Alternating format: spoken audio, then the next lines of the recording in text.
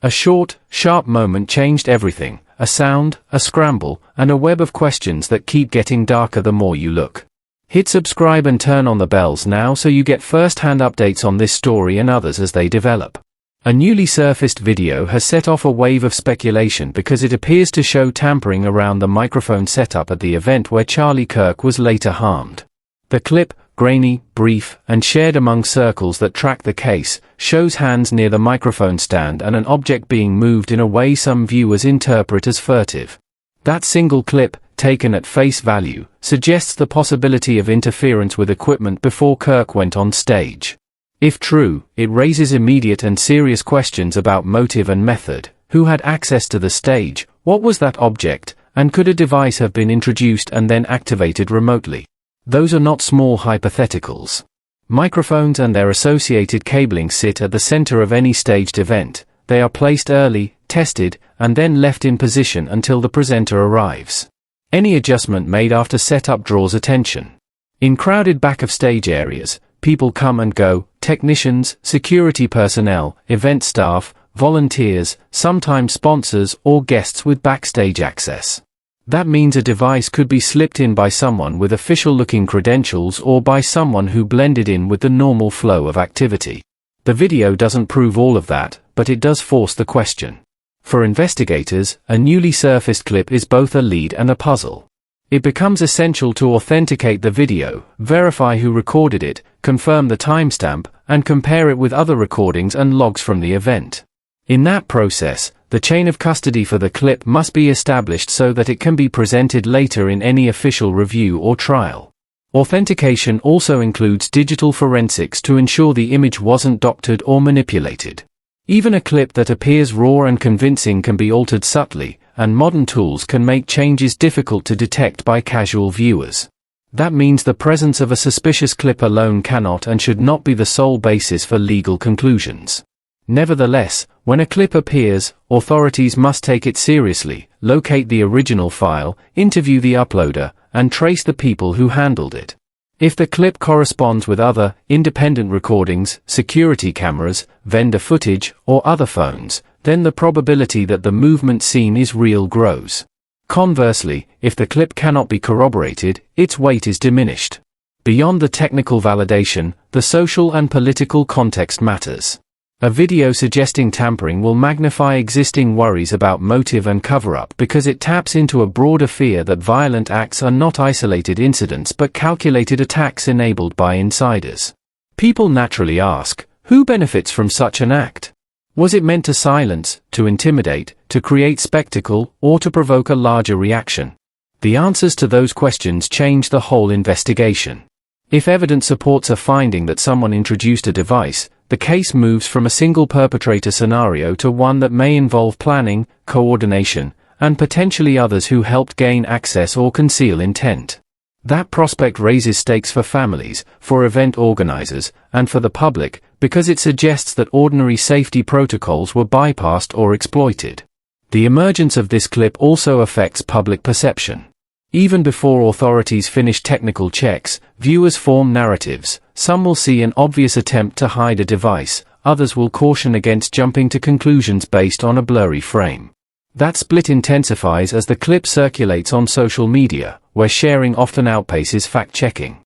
Real consequences follow. Pressure mounts on investigators to act quickly, on platforms to preserve the clip, and on event organizers to explain access control. Timely, transparent, and accurate responses matter in this phase. If investigators explain, with evidence, why the clip does or does not indicate tampering, they can help dampen speculation. If they appear silent or slow, suspicion will harden. Finally, the clip reframes how people remember the event. For many, the memory of a public figure's death will now include the image of hands near a microphone and the possibility of a planted device. That mental image affects everything: how witnesses recount what they saw, what video fragments are re-examined, and how the legal narrative is shaped. It turns a public tragedy into a forensic hunt: who had motive, who had access, and who can be placed at the scene at the crucial moments. The clip does not answer those questions, but it demands answers, and it makes clear that those answers must be precise, documented, and shared with the public to restore confidence. Observers say the video shows someone removing an object in a way that hints at a planted squib or concealed evidence, and their interpretation compounds the urgency of the investigation. In the clip, a small, dark item appears to be shifted behind a phone windscreen and then taken away in a manner some witnesses describe as hurried. To an investigator trained to spot anomalies, that kind of movement is a red flag. Technician behavior around microphones is usually methodical, checking connections, confirming levels, and then stepping back. Quick, secretive motions are not standard practice. That said, interpretation requires caution. People move quickly in crowded settings for many ordinary reasons, adjusting cabling, clearing space for a presenter, or fixing a fallen prop. The difference between routine adjustment and malicious concealment is not always visible in a single clip. That's why corroboration is essential. If a squib, an explosive or pyrotechnic device, was planted, it would likely leave detectable traces, scorch marks, residue, damaged equipment, a peculiar pattern on a microphone capsule. Forensic analysis of the microphone and its surroundings would be critical. Technicians and investigators would need to preserve and test the physical pieces, analyze debris for chemical signatures, and consult experts in explosive ordnance or pyrotechnics. The absence of visible damage in some footage does not rule out a small device that is designed to create a distraction rather than a large explosion.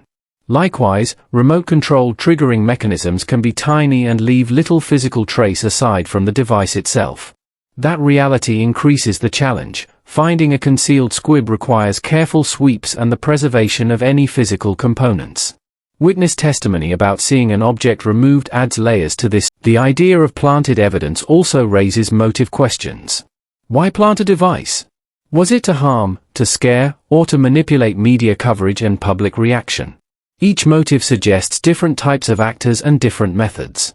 A political motive, for example, implies someone seeking to send a message or to provoke a policy response. A personal motive might indicate a narrow vendetta. Publicity-seeking actors might place something to attract attention without intending severe harm. Understanding motive is thus central to any investigation and requires a broader inquiry into relationships, communications, and financial transactions around the event. On a practical level, the suspicion of a planted squib requires a careful, transparent investigative response. Experts in explosives and electronics should be consulted, and event organizers should provide access logs showing who had backstage privileges. If items were indeed removed, a precise timeline must be established. When was the object first seen, when was it moved, and by whom? Digital forensics can help here too. Timestamps from security cameras, badge entry data, and vendor schedules can create a minute-by-minute map of access. The more granular the timeline, the harder it is for speculation to fill gaps. Finally, the emotional toll must not be forgotten. For the family, the idea that a device could have been planted turns a tragedy into potential malice. For attendees and staff, it transforms the workplaces of their daily lives into scenes of danger. Those human stakes are why speculation should be handled with care. Investigators must balance the urgency of public assurance with the discipline of methodical evidence gathering. The presence of a clip showing object removal is explosive in the court of public opinion. In the real world of forensics and law, it is a lead that must be rigorously tested and documented. Missing segments and edited footage raise the specter of deliberate tampering and information suppression, and that worry grows louder as more clips are found to be incomplete or removed. People point to gaps, seconds that vanish, frames that change, hard cuts that omit context, and ask whether those edits were made to hide something incriminating. Even innocent reasons for edits, privacy concerns, legal redactions, or efforts to remove graphic content, can look suspicious when they are not explained clearly. The lack of transparent, time-stamped release notes for edited footage fuels the perception that someone curated what the public may see. From a forensic and legal standpoint, missing video segments are a critical problem. Video evidence is strongest when it is continuous and when its provenance is clear. Gaps in footage create ambiguity. Did the missing moments contain an act of tampering or a harmless adjustment? Did someone remove a frame to protect the identity of a child, or to obscure a face?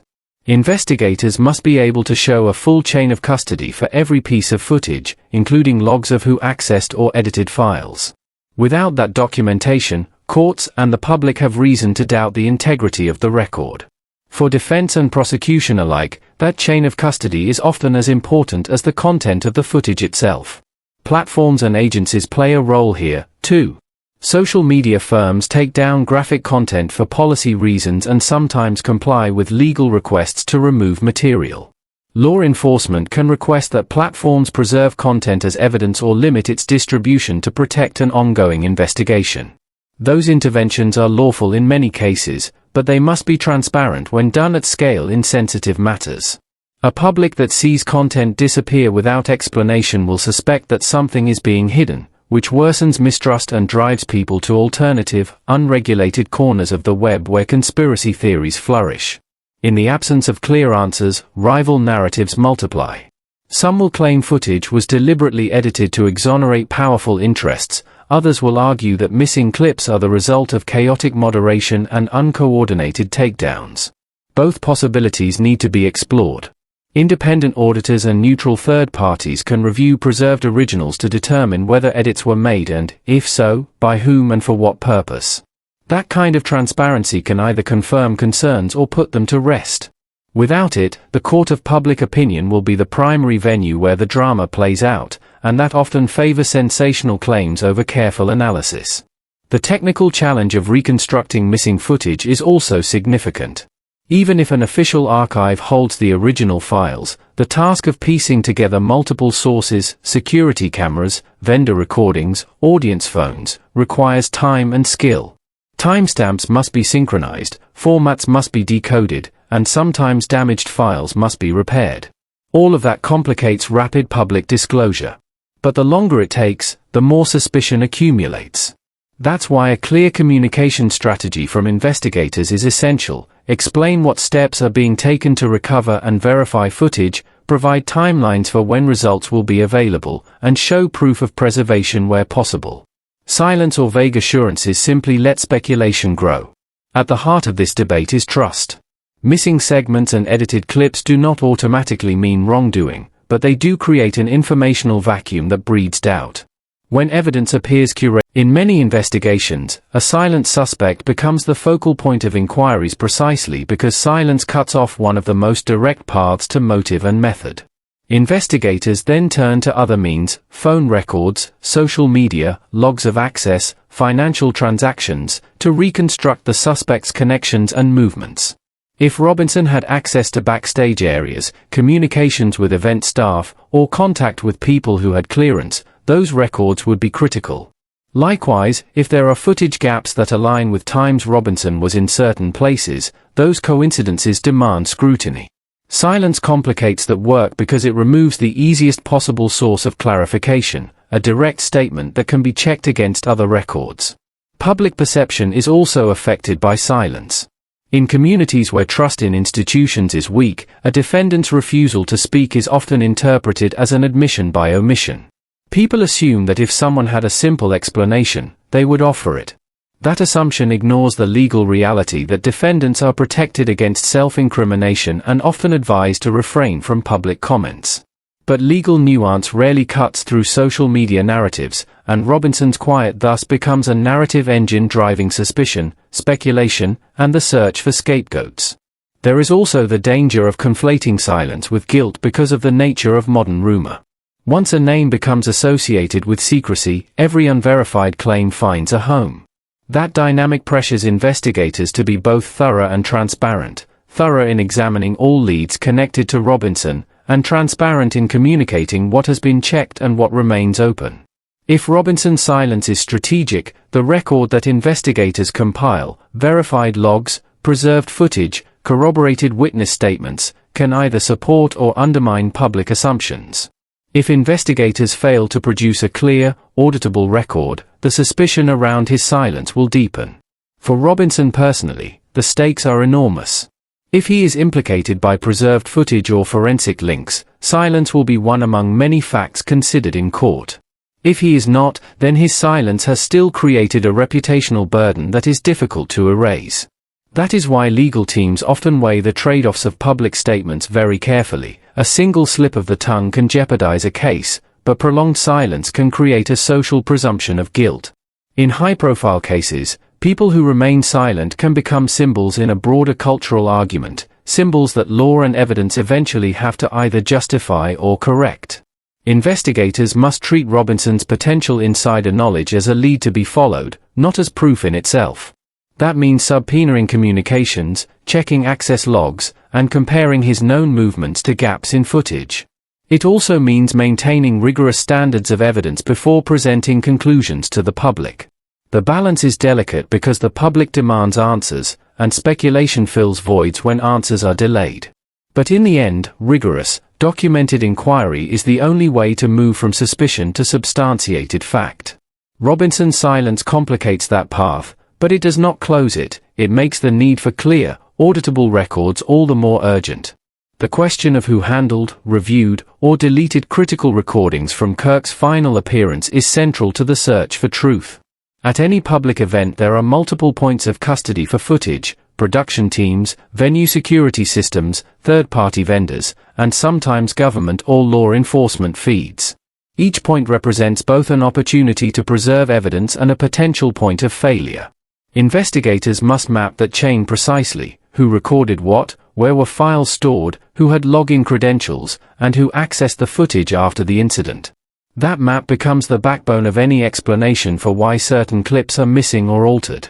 In practical terms, resolving these questions requires subpoenas, forensic examinations, and cooperation from private companies.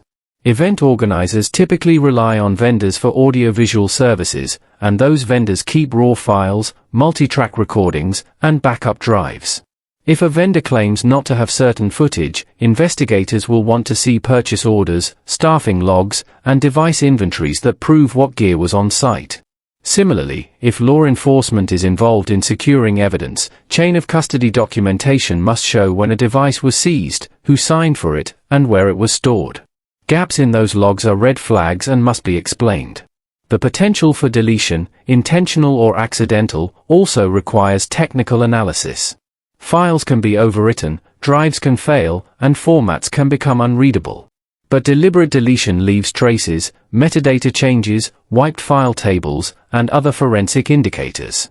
Digital forensics can often recover much of what appears lost, but success depends on how long it took to attempt recovery and what subsequent actions were taken on the devices. That is why immediate preservation orders and legal holds are standard practice in serious investigations. They prevent accidental overwrites and preserve options for later analysis. Transparency about who reviewed footage and why is equally important. If an agency or private party reviewed clips and took action, redaction, limited release, or removal, those decisions should be documented with clear rationales and legal bases. Was a clip withheld to protect a minor? Was it seized because it might reveal an accomplice's identity? Those reasons can be legitimate. The problem arises when no explanation is provided and the public only sees an absence. In a case where trust is already fragile, every decision must be explained with documentation that can be audited by independent oversight bodies. Finally, the human element cannot be ignored. People who handled footage, technicians, security staff, editors, are potential witnesses who must be interviewed. Their recollections about who touched a camera, who downloaded files, and who asked for certain clips to be removed are often decisive. Those interviews need to be conducted promptly and recorded carefully. Memories fade and narratives shift under public pressure. The more complete the record of who handled footage and when, the less room there is for doubt and conspiracy talk. Speculation centers on the possibility that sabotage occurred during the microphone setup, before Kirk ever reached the stage, and that idea shapes the whole direction of inquiry. Preventative security protocols at events typically include restricted access to the stage area, background checks for staff with close contact to gear, and a documented chain for when equipment is checked and cleared. If sabotage were possible, it suggests those protocols either failed or were circumvented.